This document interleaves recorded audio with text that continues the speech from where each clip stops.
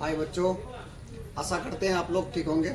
आज हम लोग वृत्त से संबंधित कुछ बातें देखेंगे कि वृत्त में हम लोगों को क्या क्या जानना रहता है या वृत्त में क्या क्या चीज़ें रहता है, उन चीज़ों के बारे में जानेंगे। वृत्त में कई चीज़ें रहता, बारी बारी से आपको बताते हैं कि किसको क्या बोलते हैं। वृत्त जो रहता है, वृत्त बोलते किसको है? किसी एक बिंदु को, फिक्स बिंदु को मान करके एक तो चारों तरफ से घूम जाओ, उसको क्या कहते हैं हम लोग? वृत्त कहते हैं। उसको क्या कहते हैं? वृत्त को वृत्त कहते हैं। जिस बिंदु पे बैठ करके चारों तरफ घूमे हैं, जिस बिंदु पे बैठ करके चारों तरफ घूमे हैं, उस बिंदु को क्या कहेंगे हम लोग? केंद्र कहेंगे। उस बिंदु को क्या कहते हैं हम लोग? केंद्र कहते हैं। अब उसी बिंदु से आधार पे जो रहता है उसी को क्या कहते हैं?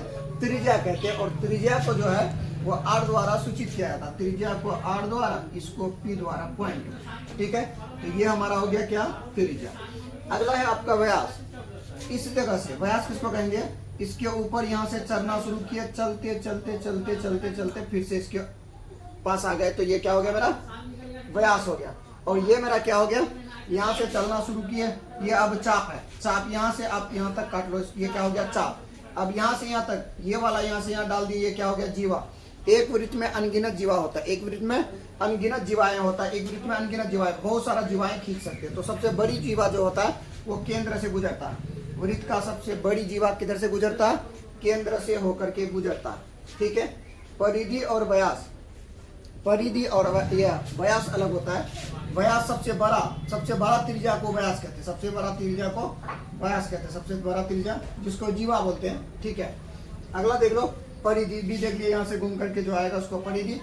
और अर्धवृत्त, आधाटवृत्त, काट करके इसको अलग कर लीजिए, ये क्या हो जाएगा? अर्धवृत्त। वृत्त खंड, वृत्त का कई ठो खंड कर दो, वृत्त का कई ठो खंड कर दो, उसी को क्या कहते हैं हम लोग? वृत्त खंड कहते हैं।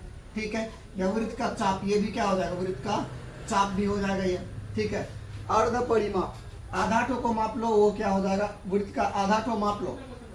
यहाँ से चलना शुरू किए, यहाँ से फिर यहाँ आ गए, ये क्या हो गया? मेरा अर्ध परिमाप। अब है वृत्त का क्षेत्रफल।